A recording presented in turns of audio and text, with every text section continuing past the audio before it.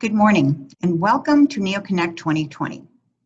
NeoConnect is NeoCon's online series of resources, programming, and events held throughout the month of June. I'm Monica DiBartolo, NeoCon's Program Director, and I want to thank you for joining us. Today's session is approved for 0.5 CEU credit for interior designers. It is being recorded so you can access it on demand. As we begin our final week of NeoConnecting, today's session is titled The Creative Provider. This webinar has been developed by the International Design Continuing Education Council, or IDCEC. It examines the changing landscape of learning, and it explores presentation strategies to keep learners inspired, engaged, and motivated to learn for life. Today we'll view a 20-minute video followed by a discussion on continuing education and how to help innovate and create positive change in the face of social distancing.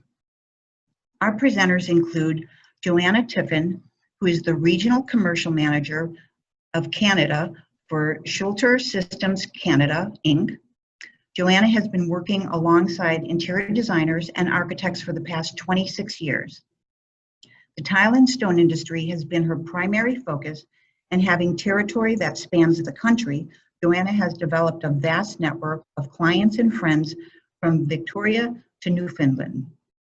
Joanna is an IDCEC board member and an active member of the TTMAC, CSC, and IDC. Michelle Boolton is the Architecture and Design Manager for National Office Furniture. She's been an active member of the interior design and contract furniture community for the past 17 years. Michelle has earned an industry expert reputation by providing innovative and dynamic design, brand strategy, and marketing solutions to the end user, dealer, and A&D communities alike. As a director on the IDCEC board, Michelle is committed to the advancement of the interior design profession and promotion of lifelong learning. Our moderator and lead presenter is Brynell D'Mello, the Chief Executive Officer at IDCEC. Since 2011, Brynell has played a pivotal role bringing together North America's designers, manufacturers, and design associations.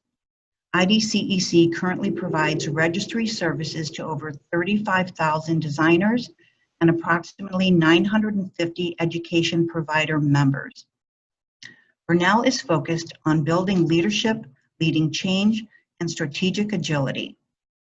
And now, please enjoy the video.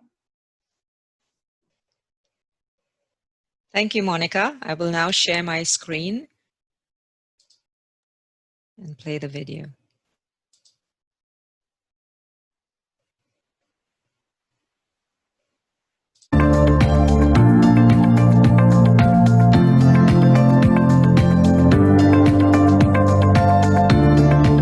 Welcome to this webinar. This webinar has been developed by IDCEC and looks at the changing landscape of learning. It explores presentation strategies to keep learners inspired, engaged, and motivated to learn for life. The target audience are CEU providers or potential CEU providers. The objectives of this webinar are: 1. To innovate and create positive change in the face of social distancing. 2. Build collective fellowship in the design industry. 3. Introduce CEU providers to some presentation techniques. And 4. Look at attendance reporting, which is a crucial part for a successful CEU. The world we live in has changed, and we are forced to think differently. Before the world was quarantined in 2020, we did not think about getting into a car or on an airplane and meeting with people. It was a no-brainer, right? Although we will eventually recover and thrive, there will be a remarkable difference in how we approach situations we took for granted. IDCEC has seen a quick shift in how providers are reaching out to their clients and communicating with them. Virtual meetings have ballooned, and people no longer hold reservations that in-person meetings are the only way. business is moving forward, projects are completed, and productivity is very much alive. It is in these trying times that we are at our best. Most providers are now using one or more virtual platforms to deliver CEUs. The format has also evolved, where previously one listened to the instructor and downloaded information. We now have the environment where interaction and collaboration are virtually possible.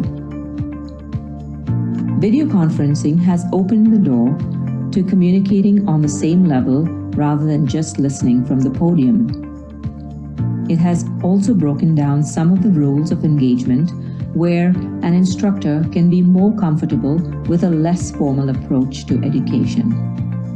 Attendees, on the other hand, are encouraged to focus on the interaction rather than sit in a room and be preoccupied with their phones. They are less distracted and more engaged. This is a great time to experiment with other teaching techniques that are available to us. We have not explored them just because it is so much easier to just put a bunch of slides together and deliver the content over and over again. As companies get creative with getting the attention of their clients and competing in the new normal, we will find that we will be challenged in a way we have never imagined. All of us know that much more will be expected of us to get the attention and retain the client's attention when the relationships are virtual. Continuing education strengthens the design profession. It enhances individual attitudes and competencies. Knowledge and skills in subject areas are essential to the growth and success of the design industry. Designers can choose to learn in a classroom environment and network with their peers, exchange ideas, and be more productive. Collaboration is the key to any successful project. They can study online on their own schedule and at their own pace. Life is busy and there is never enough time in a day. We must juggle and make time for the things that are most important to us. We all know we do not have to be in a classroom to learn. Adults learn and retain nuggets of information that are applied later to create new ideas. Having fun as we go along is so important because life is too short and we need to enjoy what we do. Irrespective of how or where we learn, we are connected to the global community of designers. This allows us to thrive and feel connected. The International Design Continuing Education Council approves lifelong professional development to the global community of designers. We also encourage the people who develop CEUs do it with a long-term goal of retaining their clients and educating them to be the best in their areas of expertise. I will now hand you over to Michelle Boolton, who will take you through a couple of techniques that you may want to investigate and adapt on your path to creative innovation. Thanks, Brynell. I'm Michelle Boolton. I will be reviewing two types of presentations today. The first is a fishbowl, which is a discussion technique, and the second is gamification, which is a motivation technique. The fishbowl discussion technique is where learners are seated in a circular setup consisting of an inner circle of chairs, also known as the fishbowl, and an outer circle of chairs, also known as the observers. The purpose of the inner circle is for learners to actively participate in the discussion. The purpose of the outer circle is for learners to actively listen to the discussion and viewpoints made by their fellow participants. To ensure all learners participate in the discussion, learners take turns as members of both the inner circle and the outer circle so that learners have exposure to being both active contributors and active listeners. Fishbowl discussions are more productive when learners are given a few minutes to prepare ideas, viewpoints, and questions in advance of the activity. There are two ways to structure a fishbowl discussion. The first is the switch technique, and the second is the tap system. With the switch technique, half the class sits in the fishbowl for 10 to 15 minutes before the facilitator announces switch, At this time, learners in the outer circle, who were observers, enter the fishbowl and become active participants in the discussion. With the tap system, the learners in the outer circle gently tap a learner in the inner circle or fishbowl to indicate they would like to switch roles. The benefit of this technique ensures all learners participate in the discussion. It demonstrates to learners how a productive discussion takes place. It also allows for discussion of controversial or difficult topics. This technique allows learners to be more engaged in the discussion and encourages different perspectives to be heard and shared. The fishbowl technique is most effective in person, in a classroom setting, due to the unique fishbowl classroom setup. However, this technique can be modified to suit online learning using the switch technique by assigning roles to learners either as participants or observers. Online video conferencing platforms enable learners to see all the participants, which is essential for facilitating this type of discussion. The fishbowl technique would be more manageable online with a smaller group size of less than 10 participants. Gamification is an educational technique used to engage and motivate learners by incorporating game elements in learning environments while also meeting key learning objectives. Common game elements include point systems, surveys, trivia, and prizes. Gamification techniques can be implemented in a classroom or online.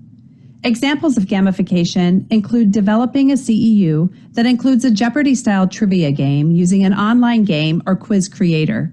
This style of game can provide enjoyment and increase classroom participation. Awarding learners with points or prizes to acknowledge learner work, track progress, and encourage perseverance in understanding key concepts. The benefit of this technique increases learner motivation and engagement. Participants retain key learning objectives. It gives the presenter the opportunity to introduce fun and competition with attendees. Most gamification techniques can be adapted to online learning. Gamification techniques such as Jeopardy-style trivia can be administered through an online video conference platform that allow the facilitators to share their screen with the class. I will now hand you over to Joanna, who will take you through 3 other techniques. Thank you, Michelle. I will now cover 3 other presentation techniques: learning series, simulated learning, and problem-based learning. A learning series is appropriate where the knowledge or learning is progressive in nature. The modules are built so that the learner can proceed to the next stage of learning after successfully completing a module. The key aspect of this kind of learning is the fact that the learning is done in sequence. Whether it's experiential or hands-on, online or in person, the learning should be on a similar topic or related topics throughout the learning series. The benefit of this type of learning is that the learner could have no prior knowledge or baseline of the topic, but will gradually develop the understanding over time. This works especially well when the topic is in-depth or difficult to grasp. Breaking up the topics into sizable chunks of information helps with the retention and transfer of knowledge. Here is a sample of leadership training broken down by topic. In a learning series, the same group of people progress together through the learning, and this lends itself to a cohesive group of individuals who can support each other long after the transfer of knowledge is done. It also brings together people with similar interests. To plan a learning series, there must be a body of knowledge that can be broken up into segments. For example, you can have a series of 4 or 5 seminars, each 1 hour in length, that cover the topic in depth and guide the learner into gaining knowledge as they progress. Certificates of completion can be given after each of the seminars or at the end of the series. Some providers have used learning series successfully, as this builds a rapport with the company and with a group of designers who can then collaborate on other projects to allow for discussion on topics of interest within the community. Simulated learning is a type of experiential learning where the learners are placed in an environment that mirrors a real-life process to solve a problem or work through an event. Simulated learning allows for lifelike experience in a controlled environment where learners feel safe to make mistakes for the purpose of learning from them. There are 3 elements for effective simulations: preparation, active student participation, and post-simulation debrief. A simulation requires significant preparation by the facilitator to ensure the exercise is tied to the learning objectives. Facilitators should anticipate ways that the simulation can go wrong to be prepared for any situation that may arise during the exercise. There should be a trial run of the simulation or participate in the simulation before conducting the exercise with learners. Effective simulations require learners to be actively engaged. It is important for learners to assume a role that they may not know about until the simulation, to encourage critical thinking and active participation. Facilitators must provide sufficient time for the learners to reflect and discuss what they have learned from the simulation. Facilitators should ensure learners see how the simulation exercise aligns with the course learning objectives and how they can apply the skills learned within the simulation to real-life situations. The benefits of this technique promote critical thinking abilities and support self-directed learning. It also gives the participant a better understanding of subject matter than the traditional lecture-style presentations. The experience of simulation exercise can increase long-term retention and memory of the material. Problem-based learning, or PBL, is a teaching technique where real-world problems are used to deliver learning concepts. It's learner-centered and inquiry-based. In problem-based learning, problems are raised before learners have been taught some of the relevant knowledge by using their previous experiences. It allows the learner to engage with problems and identify what they need to learn so that they can better understand the issue. Learners engage in self-directed learning to research the information they need using a variety of sources: books, journals, reports, or online information. The facilitator must include case studies, reports, or a journal for a research topic. The participants need time to understand the background information. The responsibility of the facilitator in PBL is to provide the educational materials and guidance that facilitate learning. As learners become more proficient in the PBL process, the facilitator becomes less active. The benefit of this technique is that it encourages critical thinking and independent learning. Learning can be personalized to the needs and learning styles of the individual. It challenges learners to analyze real-world problems and develops transferable skills. PBL techniques can be adapted to online learning. In fact, many simulations involve the use of computer-based programs. I will now hand it over to Brynell, who will address attendance reporting in the IDCEC system. Thank you, Joanna. IDCEC offers you the chance to develop and deliver continuing education within a framework that has built-in criteria to ensure that lifelong learning meets the high standards for learning and transfer of knowledge. When developing your CEU, you must ensure that it does not include promotion of a specific product, person, company, or service. Look to develop a CEU that does not have sales and marketing as the goal. Get the attention of your clients by invoking curiosity, by coming up with an eye-catching title for your CEU or choosing a topic that is sought after. There will be plenty of time for a sales pitch after the CEU. Once you have captured your participants' attention and secured a relationship with the designer, you may not even need a sales pitch at all. This will help retain and ensure sustained interaction with your clients to build long-term relationships, the key to success. IDCEC gives you the chance to provide lifelong learning opportunities as the engine for continuous improvement. By refreshing content and offering a variety of topics, providers can keep the attention of the clients so they come back to you for knowledge that is relevant and up to date. Providers are in the unique position to influence designers to choose who they work with and how they spend and optimize their project budgets. When a CEU is developed, it is only the start of the relationship. Reporting and attendance for the designers shows them that you are committed to their learning.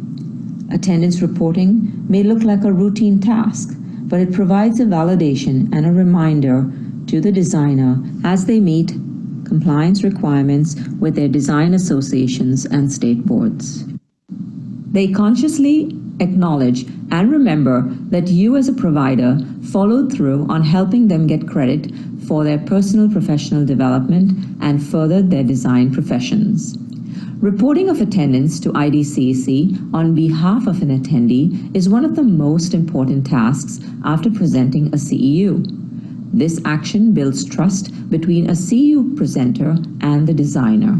When attendance is reported online, the designer gets a notification email. Designers recognize the service provided, and they are likely to take another CEU with your company. IDCEC expects attendance to be reported within 5 business days. To enable this, we have made reporting of attendance simple and quick. All attendance must be reported through your IDCEC provider account online.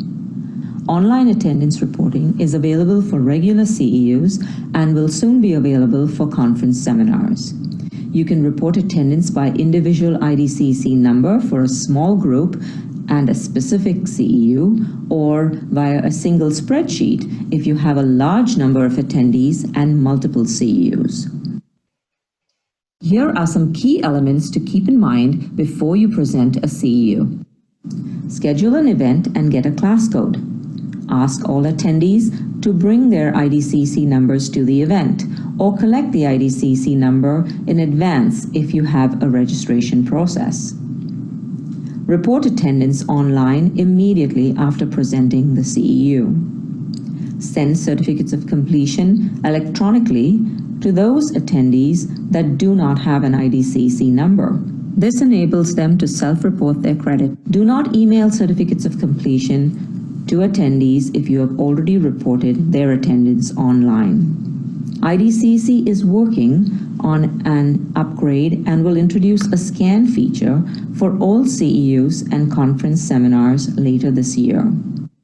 This feature will make it even easier for presenters to fulfill their obligation of attendance reporting on the day of the CEU. Stay tuned for an update soon. As we look at presenting CEUs with a new lens, I hope you will think about ways you can make your presentation stand out from the rest.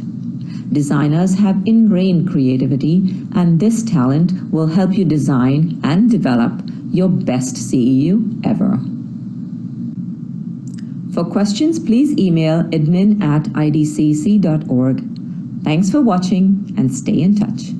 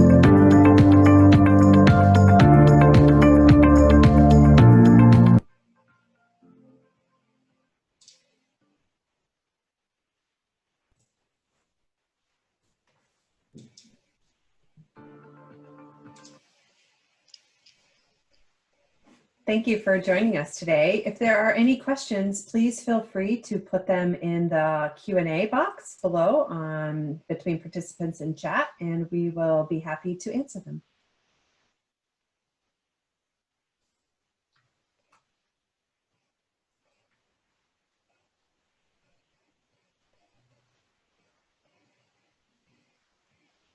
We're seeing a lot of hellos coming through on the chat. Not seeing any questions quite yet.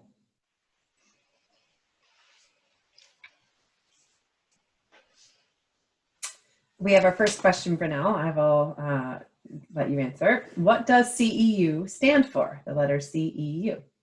So it stands for Continuing Education Unit, and it's a very generic term. It's used throughout the professions, and it's Continuing Education Unit. Thank you.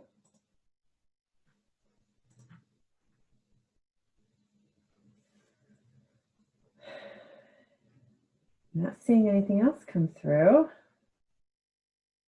Here we go.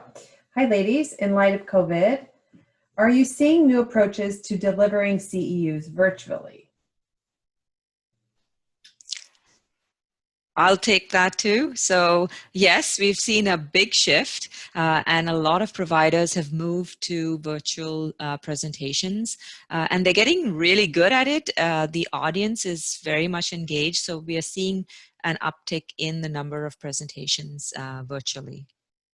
And I know Joanna and I are both with providers and we actually give CEUs a lot as well. And I would agree, you know, we're seeing it from everyone from providers like us to industry organizations like IIDA and ASID and beyond. There are quite a few opportunities to both have it live virtually like this. And I think we're also seeing where CEUs are being given on a on-demand basis as well. So a lot, but always virtual. Okay, Joanna, did you have anything to add there? You good? Okay. And then we have another, will the video be located on the IDCEC website?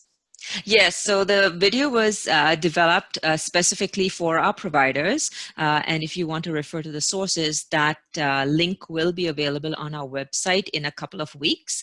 We actually launched here at NeoConnect, which we thought was really a good time. And so now that you've had a chance to watch the video, it'll be available to all future providers or potential providers of CEUs for IDCEC. Great.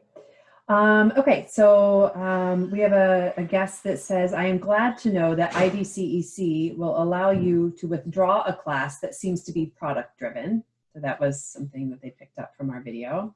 Will we receive a copy of the presentation? And I think we just talked through that. So is that they will be receiving it via Monica? Will they be receiving it from NeoConnect, or? The question is, will we receive a copy of the presentation? I do believe there will be a recording at NeoConnect, so you will have access to it. In either case, we'll also post it on our website, so you will have access to it in the near future. Great. Let's see. Hello, when delivering a virtual CEU, attendees may join late or need to leave early. What should be the protocol for issuing certificates of completion or reporting credit? So the protocol for reporting of attendance, if you do the attendance online, you don't have to issue a certificate of completion. The system will automatically issue a certificate of completion to a learner or an attendee that has an IDCEC number. So it's important to report attendance online for all IDCEC members. But if someone does not have an IDCEC number, then issuing a certificate of completion electronically via email would be your best option. So those are the two options available, and you have to make sure that if you if someone has an IDCEC number, collect that IDCEC number and report attendance online, because it's the easiest way. The system just takes over and does all the work for you once you report that IDCEC number in the system. Great. Somebody asks, can IDCEC provide an easy way to place our class? I'm not sure I understand that question. When you say place our class? I mean class attendance card stamped. Oh, the class attendance stamped. Okay, so we are definitely looking at an easier way. So instead of the class attendance stamp, and I'm assuming that would be via a conference where you actually have to get a stamp for attendance. So the scan feature or the mobile app, attendance app, will solve a lot of the issues that we're having with manual intervention of getting that attendance validated. we will introduce it in a couple of months, and you can download the app on your phone. It'll have a scan feature, and then all you do is scan the class code, and away you go. It'll send it all magically into your account, and we're hoping that you'll really like it. So, stay tuned for that. Great. This is a big one. Okay. How are designers embracing web-based on-demand courses?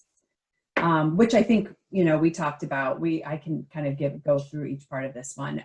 So that one, it's been a learning curve for all of us, but we're definitely seeing a pickup. Our lives are virtual right now, and we still all appreciate and desire lifelong learning. So that hasn't changed. We have had to change the way that we deliver it and the way that we connect with one another, but we've seen positive interaction from on-demand web-based and on-demand courses. So both. Second question is then, how many on-demand courses are currently offered? Is there a preferred on-demand program or system we recommend? And then, can providers offer an email follow-up journey each time the course is delivered? So this one really is more about on-demand courses and the system that we perhaps might recommend. So we don't particularly recommend a system just because there are so many out there, and I think the provider has to make a decision on what is the best option for them. A lot of the webinars were being hosted on GoToWebinar or WebEx or Zoom now, which has become really popular, but it just depends how you want to connect with your audience. So that, IDCEC would not particularly recommend a system. You have the option to use whichever system is the best for your CEU. And what was the second question, Michelle? It was, can providers offer an email follow-up journey each time the course is delivered? So what I think the ask is that the content is delivered on demand, then is there a trigger that the provider can get to then follow up with that designer? Right. So the trigger to follow up is you have the registration. So you can follow up with that group of attendees. If you have another CEU, you can market that CEU to them and then continue your relationship and your journey with your attendees and keep them engaged. And I think that's a very important piece to having a CEU and then build a relationship. And IDCEC fully understands that relationship, journey.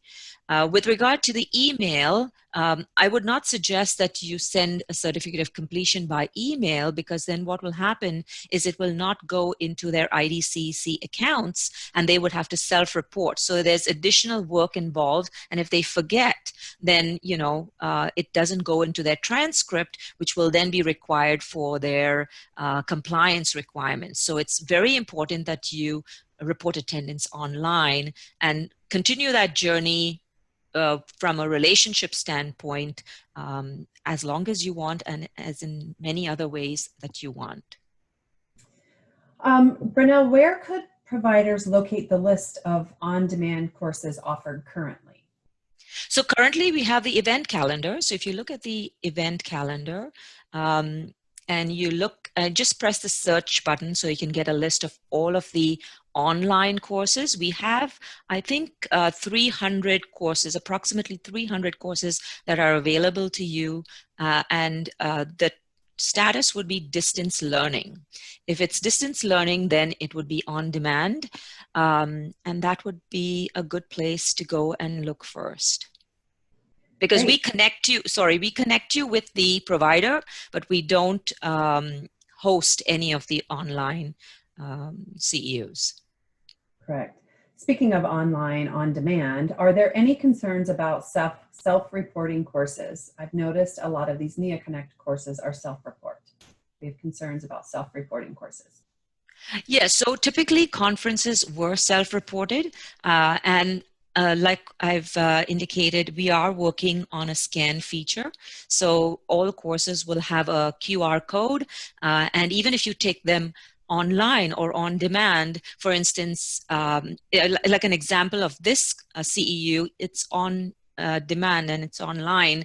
But at the end of each CEU, they will display the QR code. And then if you have the app already loaded on your phone, all you would need to do is scan that on your computer screen and it'll go into your account. So we're really working on, new ways and great ways to make it really easy for reporting. Conferences right now are all self-reported. It's just because, conferences are in person. There are over 20,000 attendees. We're doing this in a new way, so we are thinking of new ways to report attendance too. So that's how we're going to move forward. Somebody here says, during COVID, I have spent over $200 of classes. This is more of a comment than a question. They've been a part of conferences, Coverings 2020, High Point, NeoConnect. I really like the ease of online virtual learning, and the staff at IDC is very pleasant and at NeoConnect. So Thank you so much. Yeah, a question here. If I have courses online that are IDCEC approved, but say to pay fee, will these courses not be recognized upon renewal if I do not pay the fee? Yes, so you are, the reason why you're paying a fee to IDCEC is because you do not belong to an association like ASID or IIDA, where as a member benefit, you have free use of the CE registry. When you pay the fee, automatically the system will issue you the electronic certificate of completion and then put that course into your transcript. So all registry users, if they do not belong to ASID or IIDA or IDC, which are the big associations that are paying IDCEC fees on your behalf, then if you do not belong to a membership association, IDCEC charges you $5 per transaction, and that's just for use of the registry, and it's pay as you go. So you will only pay the fee when a CEU is reported for you. So if you want that to be a permanent record on your IDCEC account, then you would need to pay the fee. As soon as you renew your membership with either ASID, IIDA, or IDC, then use of the registry will become free to you again as a member perk. So that's where the pay fee comes into question. Great. Please speak about CEU events. I think this is a great platform. I'm not sure about CEU, and they're one of the providers of CEUs. Yes, they are a great provider, but there are others available too.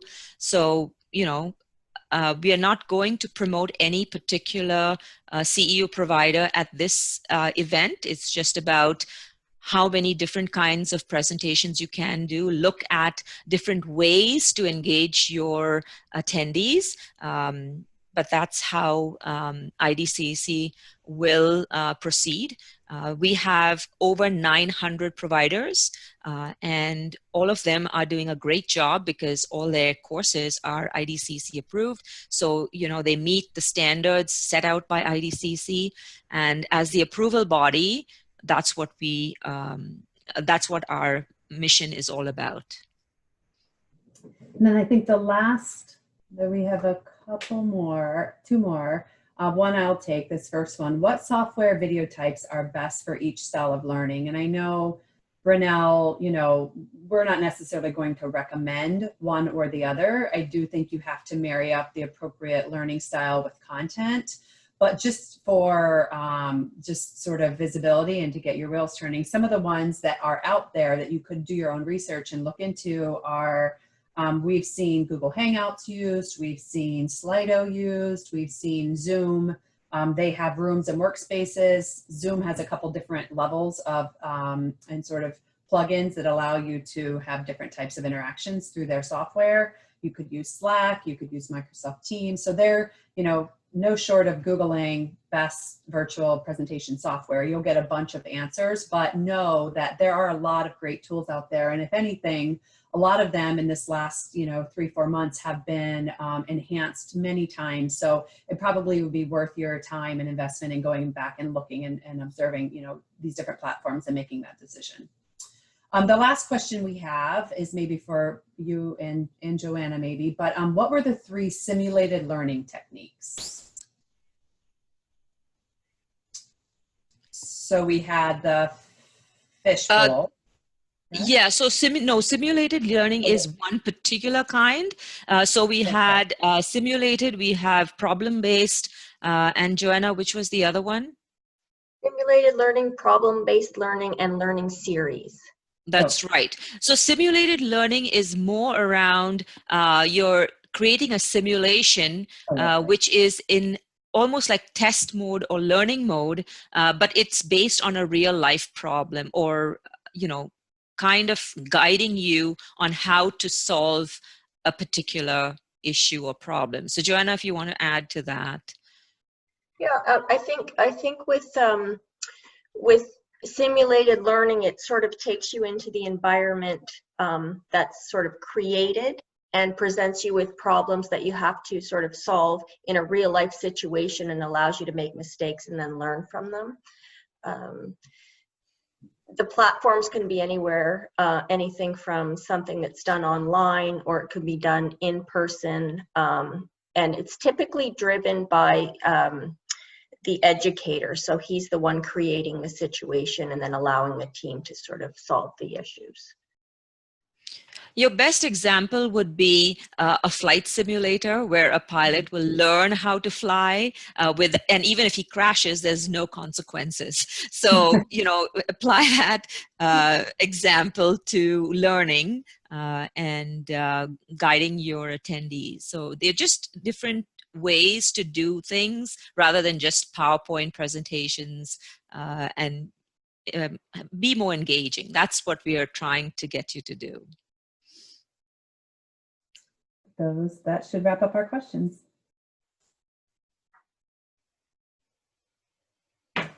Monica, I think I'll hand it back over to you. Excellent, thank you. Thank you, Brynell, Michelle, and Joanna. That was such an informative presentation, and we really appreciate those innovative ideas that you shared with us and answering all of our questions. And I want to thank everyone who joined us today. Please join us tomorrow for the Design of Community Senior Living Trends. Until tomorrow, have a great day and be well. Thank you, everyone. Thank you.